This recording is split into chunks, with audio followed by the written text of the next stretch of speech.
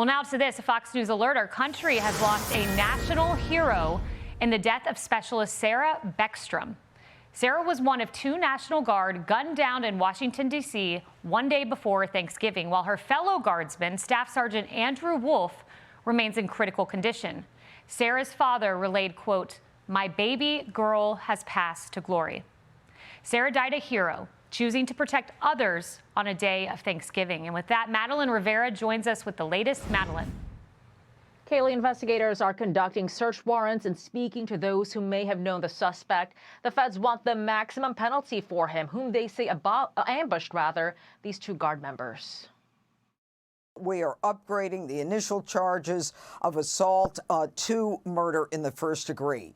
And we are hoping that the more information we can get and the more investigation that is going on 24/7 now, around the clock in Washington. The administration is calling into question the vetting process for migrants. The head of the National Counterterrorism Center, Joe Kent, says the suspect, 29-year-old Rahmanullah Lakhanwal, was vetted by the intelligence community before he worked with the CIA as part of an Afghan counterterrorism unit. But Kent says Lakhanwal was only vetted to fight against U.S. enemy forces in Afghanistan and not for his suitability to come to America. He added the Biden administration allowed thousands of Afghans, including Lakhanwal, to come to the U.S. under these lower standards during the Afghanistan withdrawal in 2021. Lakhanwal, though, was granted asylum earlier this year, and that would have warranted another screening process, including biographic checks, biometric checks, and in-person interviews. Obviously, what this man did requires accountability. We've got to identify the gaps. It doesn't seem like there was a gap in vetting, but it sure does seem like there might have been a gap in the domestic security programs that are meant to identify lone wolf shooters. Pirro did not publicly share a motive for the suspect, but the New York Post reports per sources one aspect investigators are looking into is whether the suspect suffered PTSD that might have gotten worse during his time in the U.S. They're also reportedly looking into any possible foreign influence or any potential ideological grievances. Kaylee. Madeline Rivera, thank you.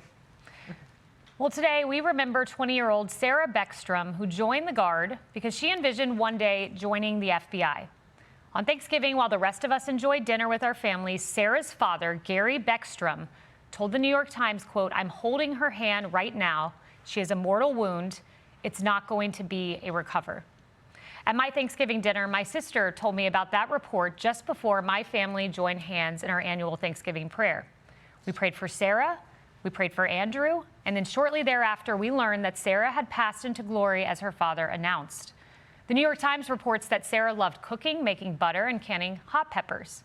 She appreciated faith and family, and on Easter 2023 posted on her social media account, "He is risen." There are no doubt many policy discussions to be had about the events that have rocked our nation ahead of Thanksgiving, but it is these personal stories that should be the starting point of any national discussion. Listen to Sarah's former boyfriend recognizing her sacrifice. Hard to grasp she won't be back in town, won't see her around anymore. Can't just get a hold of her. It's really hard to grasp that. I can hear the emotion in your voice just talking about that. What is that? I still loved her. It was 6 years of our life together and some, and she was a huge role in my life and hers, and we both grew up together. While we reflect on the sacrifices of our heroes, we also look to prevent future attacks, and accountability is important. For years, the Biden administration told us that Operation Allies Welcome, that's the program that brought the Afghan shooting suspect into the country, was safe. It was secure, they said. We are conducting thorough scrutiny, security screening for everyone who is not a U.S. citizen or a lawful permanent residence. That is a background check process that's thorough before they are allowed to come in and step on U.S. soil. They came in on parole. Will you be reviewing them on a case-by-case basis? We reviewed them on a case-by-case basis. But Republican elected officials long warned of the follies of bringing tens of thousands of unvetted Afghan nationals into the country. In fact, listen to this. It's now Vice President J.D. Vance way back in 2021. According to Pew, 40% of the people there believe that blowing yourself up, committing a suicide bombing, is an acceptable way to solve a problem. So yes, let's help the Afghans who helped us, but let's ensure that we're properly vetting them so that we don't get a bunch of people who believe they should blow themselves up at a mall because somebody looked at their wife the wrong way. That is not real leadership. And now President Trump says it is time to make drastic policy change. His Truth Social reads in part, "I will permanently pause migration from all third world countries, remove anyone who is not a net asset to the United States, end all federal benefits and subsidies for non-citizens of our country, denaturalize migrants who undermine domestic tranquility." And with that, let's bring in Republican Senator Markwayne Mullin. Senator Mullin, as we piece all of this together, we just heard the Biden administration tell us, oh, we vet everyone, it's safe, it's secure. But I want to listen to perhaps a moment of candor from Mayorkas before Congress, where he admits we do not do in-person questioning. You are correct that we are not conducting in-person full refugee interviews of 100% of the individuals. What percentage are you conducting? I don't have that information. What number have been interviewed? What we are doing. Wait. What number of the more than 60,000 brought to the country? What number have received an in-person interview before they came to the country? Because you said 100% are screened. So what percentage have been given an actual interview by a trained official before they come to the country? When you're speaking of a full refugee-like interview, I don't have that data. You know, Senator Mullin, in light of that, it's entirely appropriate, it seems, President Trump's changes he's asking for.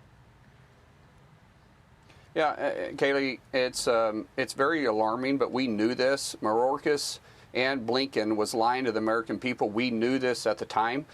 They flat out lied what was happening. I mean, you go all the way back to Blinken saying that every American that wanted out got out of Afghanistan. We knew that to be a lie. Remember the group that I was working with getting AMSETs out of Afghanistan. We actually got the first family out through Tajikistan. And then you had Blinken come out and take credit for it, which was an absolute lie. You had Mayorkas who came to Congress at first and said that everybody was being vetted. We knew that was a lie.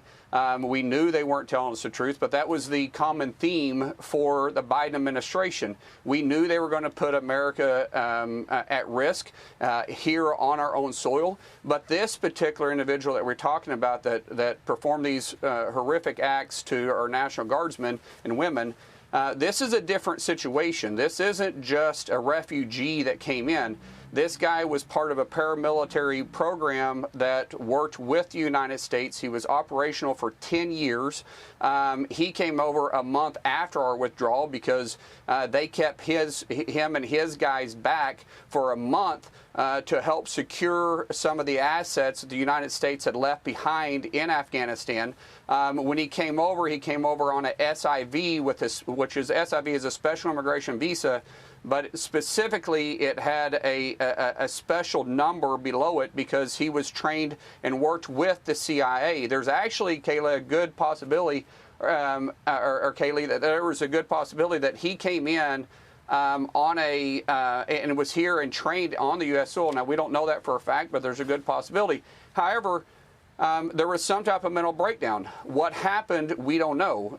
Was there warning signs? Was there something we could have done better to take a look at this?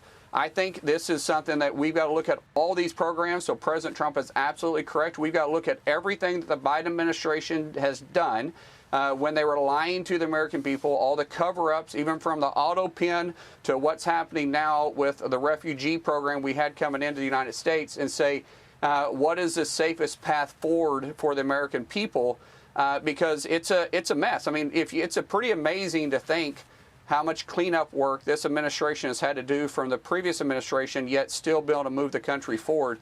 And it's a wonder this stuff hasn't happened already in the past. Yeah, that's exactly right. And we know this isn't an isolated incident. There have been other plots that have been thwarted from Afghan nationals who entered the country. And that's why Marco Rubio is saying immediate pause to the special immigrant visa program. And I watched a breathless panic attack take place on CNN. President Trump can't do that. He doesn't have the authority.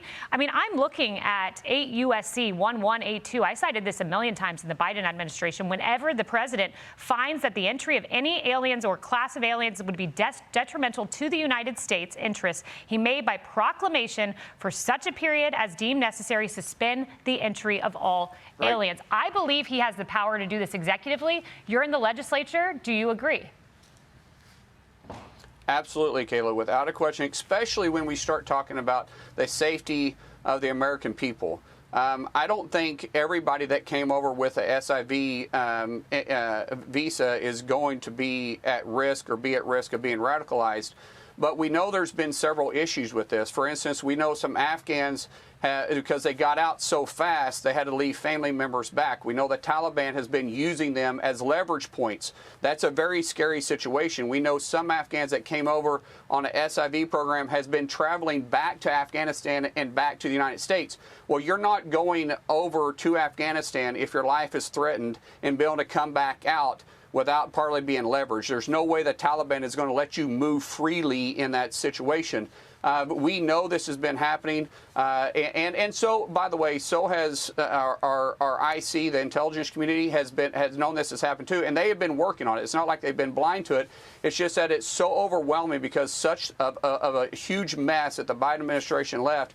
They're doing all they can to try cleaning this situation up. And so with this individual specifically that performed these horrific acts, we're still doing a deep dive saying, was it just a mental breakdown, or was he being used as a leverage point because of the family members that he left back? Now, his wife and his children lived in the state of Washington, but what about his parents? What about his brothers or sisters? There's a lot here that we don't know that we're going to be unraveling, but the whole time we're doing this, we're going to be seeing the fail points continually to be exposed that the Biden administration left the American people to handle when they left the White House. Without question. And to me, you have a two-part problem here. You've got the immigration issue, but you also have another issue. And I want to play what one of your colleagues said in the days before this attack. This is Senator Elissa Slotkin. Listen to what she just pontificated about our National Guard heroes. It makes me incredibly nervous that we're about to see people in law enforcement, people in uniform military get nervous, get stressed, shoot at American civilians. It is a very, very stressful situation for these law enforcement and for the communities on the ground. So it was basically a warning to say, like, if you're asked to do something, particularly against American citizens, you have the ability to go to your JAG officer and push back. Speculating about the National Guard shooting citizens, which has not happened, can have a radicalizing effect. She should know better. She's former CIA, and what she's doing is audition to run for president in 2028. What she's saying is absolutely ridiculous. That's such an insult to every man and woman that has ever served this great nation, either from law enforcement or into the military, to say that you're going to get nervous and you're going to shoot at citizens, U.S. citizens. That is not happening. We know that's not happening. Is she saying that they're not trained well? Is she saying that we don't have the best men and women in uniform serving this great nation, protecting 100% of her freedom to go out there on TV to say something that stupid to protect her freedom of speech? She owes every single person in uniform an apology. That is so ridiculous, and it makes me mad when these Democrats go out there and they're so loose-lipped that they're not worried about the American people. They're more focused on their political future. And so she is actually being radicalized by her own Democrat Party to say talking points so she can make it through a presidential primary election. And she should be ashamed of herself. She's also the same person that came out and said that,